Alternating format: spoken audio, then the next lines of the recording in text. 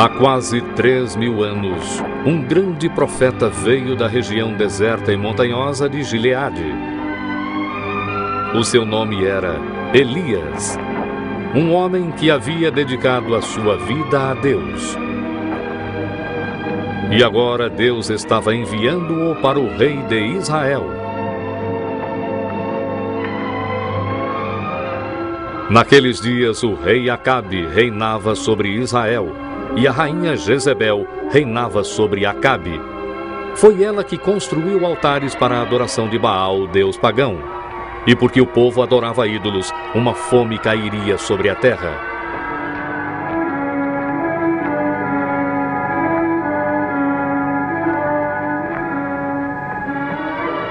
Viva o Senhor Deus de Israel, a quem eu sirvo. Que nestes anos nem orvalho nem chuva haverá, senão segundo a minha palavra. Então o Senhor falou com Elias, dizendo: Vai-te daqui e esconde-te junto ao ribeiro de Carite.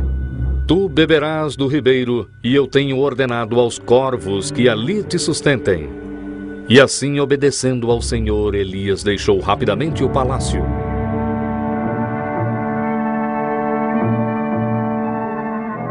E Elias viveu no deserto e bebeu do ribeiro de Carite, e os corvos lhe traziam pão e carne toda manhã e toda noite. Dessa forma, Deus lhe dava comida. Mas depois de algum tempo, o ribeiro secou porque não havia chuva. Então o Senhor falou de novo com Elias, dizendo: Levanta-te, vai a Sarepta e habita ali. Eu ordenei a uma viúva que vive lá que te sustente.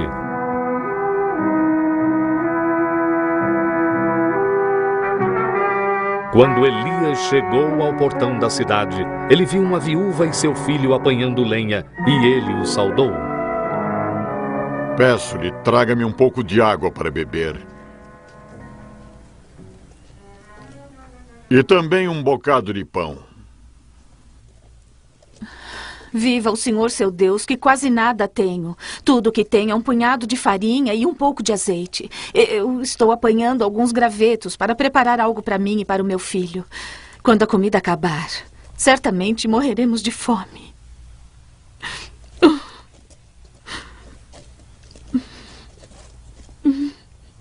Não tema. Vá e faça o que eu disse. Porém, faça primeiro para mim um pão pequeno. Depois fará para você e para o seu filho. Porque assim diz o Senhor de Israel: a farinha da panela não se acabará, e o azeite da botija não faltará, até o dia em que o Senhor der chuva.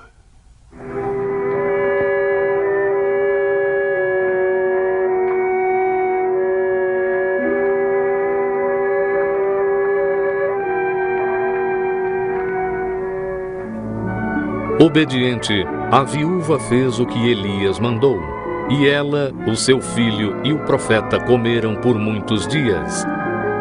E assim como Deus tinha prometido, havia sempre farinha na panela e azeite na botija. Então Elias ficou na casa da viúva, em um quarto superior. Mas um dia o filho da mulher adoeceu e morreu.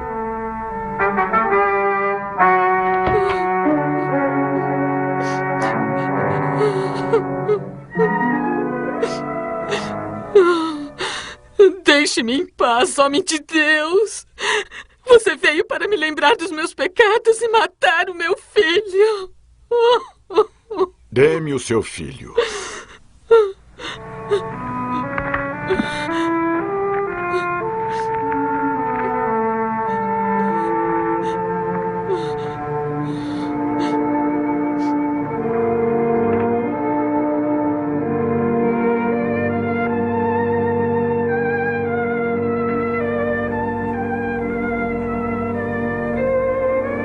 Então Elias levou o menino para o quarto superior onde ele morava e o deitou na sua cama.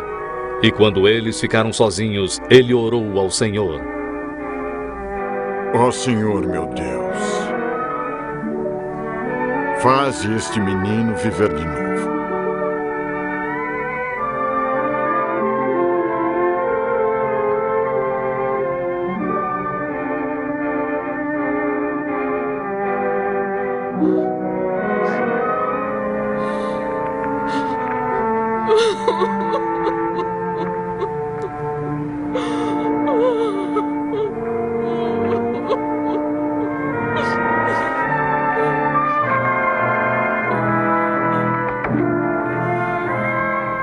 Vê, teu filho vive.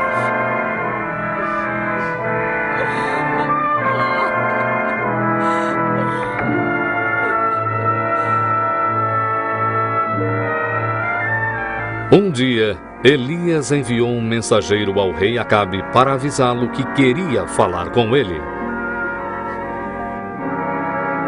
É você quem tem perturbado Israel? Eu não tenho perturbado Israel, e sim você e a sua casa, porque você abandonou os mandamentos do Senhor e adorou a Baal.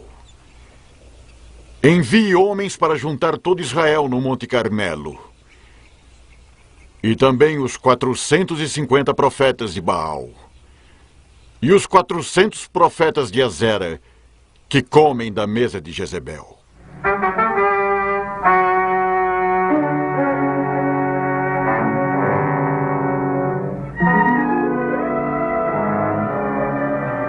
Assim todo o povo e os sacerdotes de Baal se reuniram no Monte Carmelo, e eles esperaram para ver o que Elias faria.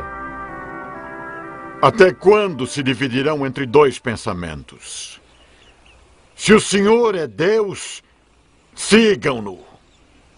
E se é Baal, então sigam-no.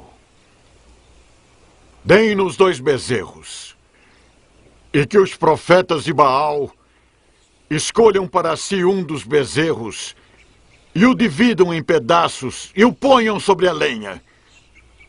Porém, não lhe metam fogo. Eu prepararei o outro e o porei sobre a lenha, e não lhe meterei fogo. Então invoquem o nome do seu Deus, e eu invocarei o nome do Senhor. E o Deus que responder pelo fogo, esse será Deus.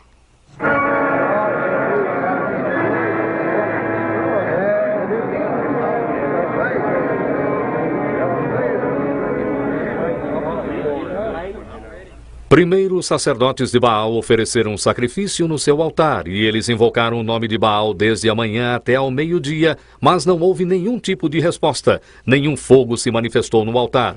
Então Elias começou a zombar deles. Clamem mais alto! Ele é o seu Deus! Pode ser que esteja perdido em pensamentos ou em alguma longa viagem.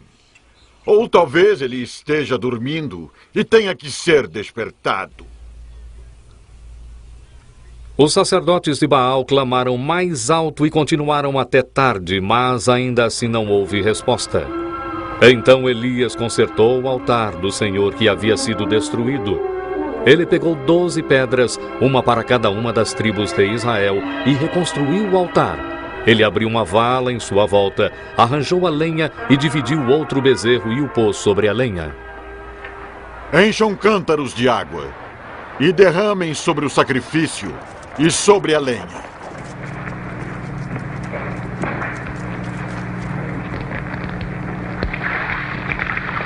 Repitam uma segunda vez. E uma terceira vez.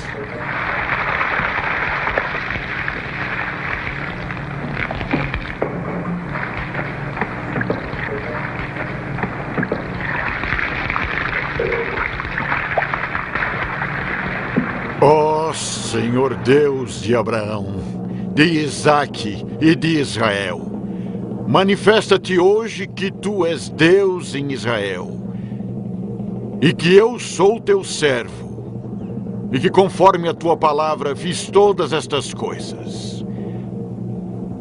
Responde-me, Senhor, responde-me, para que este povo conheça que tu, ó Senhor, és Deus.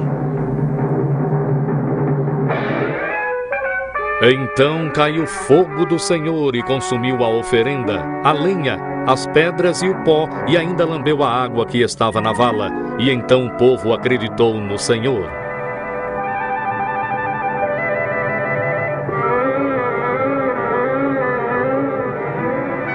Lancem mão dos profetas de Baal, que nenhum deles escape.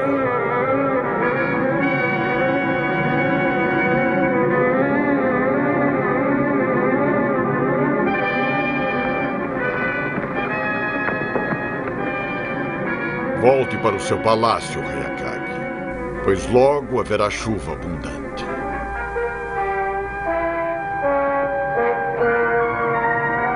Mas quando Acabe contou a Jezebel tudo o que Elias havia feito e como ele matara todos os profetas de Baal, a rainha gritou enfurecida: Que os deuses me punam se eu não matar Elias amanhã a esta hora! Para salvar a sua vida, Elias fugiu para o deserto onde ele pediu para morrer. Mas um anjo do Senhor veio e o alimentou e o consolou.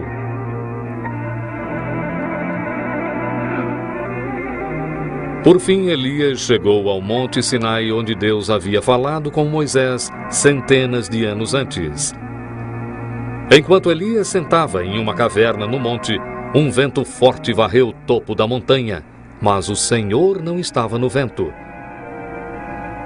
Depois do vento veio um terremoto, mas o Senhor não estava no terremoto. Depois do terremoto veio fogo, mas o Senhor não estava no fogo. E depois do fogo veio o som de um sopro delicado.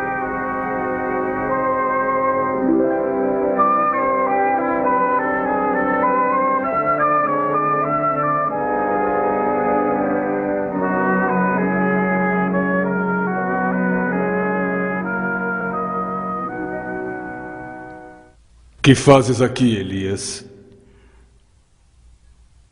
Eu tenho lutado por ti, ó Senhor Deus dos exércitos, porque o povo abandonou o teu concerto.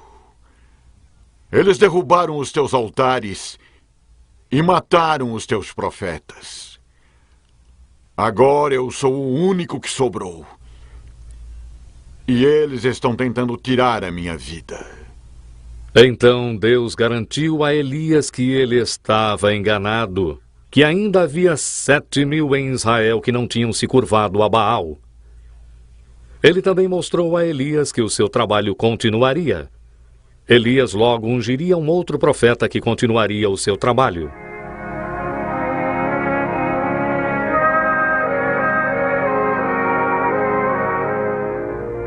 E assim, com fé e coragem renovada, Elias deixou o Monte Sinai para continuar o seu trabalho.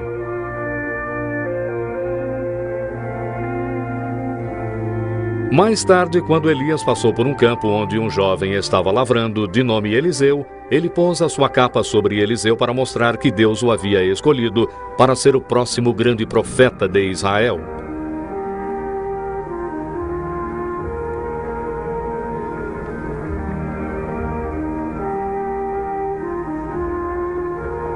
E Eliseu deixou tudo para trás e o seguiu e o serviu. Mas um dia Elias sentiu que era hora de deixar Eliseu. Ele tinha fielmente feito o trabalho de Deus na terra e estava prestes a ser elevado ao céu. Mas antes, ele se ofereceu para fazer uma última coisa para o seu discípulo. Antes que eu seja levado, dize-me, Eliseu, o que queres que eu faça por ti? Peço-lhe que haja porção dobrada de seu espírito sobre mim. Pediu-me uma coisa difícil. Mas se me vires quando eu for tomado de ti, terás o que pedistes.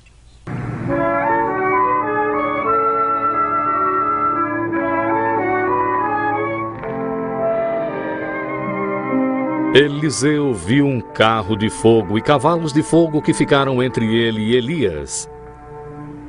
E Elias subiu ao céu em um redemoinho. Então Eliseu pegou a capa de Elias que tinha caído no chão e partiu para realizar o trabalho do Senhor, pois ele sabia que desse dia em diante o Espírito do Senhor estaria com ele, assim como havia estado com Elias.